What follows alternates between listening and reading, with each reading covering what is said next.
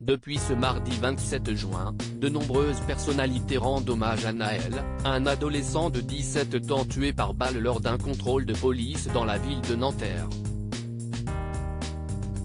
Parmi ces dernières figurent Kylian Mbappé, Jules Koundé, Marina Foïs, Mike Maignan, DJ Snake et bien d'autres. Pour les personnalités, le moment est venu de parler. Ce mardi 27 juin, la France a été bouleversée par un drame sans précédent, la mort de Naël, un adolescent âgé de 17 ans à la suite du tir d'un policier au cours d'un contrôle routier dans la ville de Nanterre. Dans sa première déclaration où il revient sur les faits, le policier en question clame la légitime défense, assurant que le jeune homme fonçait sur lui à bord de sa voiture. Une version rapidement mise à mal par la vidéo d'un témoin qui a filmé la scène en direct.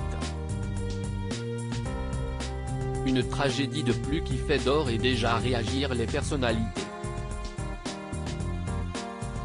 Omar Sy, qui est habitué à s'exprimer sur les violences policières, a rapidement tenu à rendre hommage à la victime sur les réseaux sociaux. Mes pensées et prières vont à la famille et aux proches de Naël, mort à 17 ans ce matin, tué par un policier à Nanterre. Qu'une justice digne de ce nom honore la mémoire de cet enfant, a-t-il déclaré en story. Et visiblement, la star d'Intouchable est loin d'être la seule star à être bouleversée. Les personnalités unies pour soutenir la famille de Naël Gemalama France. Une situation inacceptable.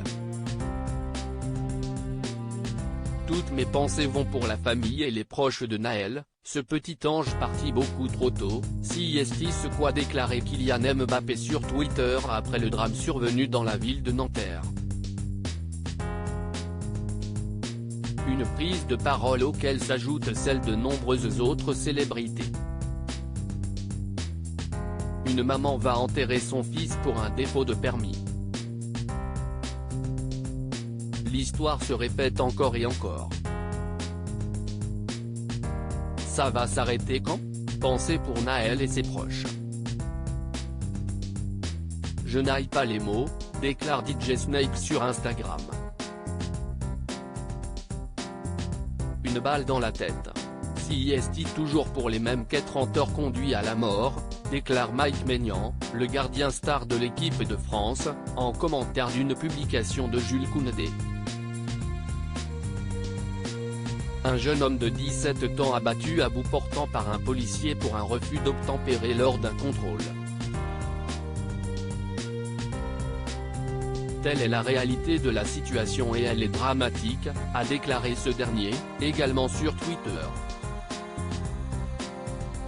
Que la justice française ne mette pas 100 ans à prononcer la plus haute des peines de prison à l'encontre de ce policier indigne qui fait honte à toute une profession et à tout un pays, lance Agathe Pro en story.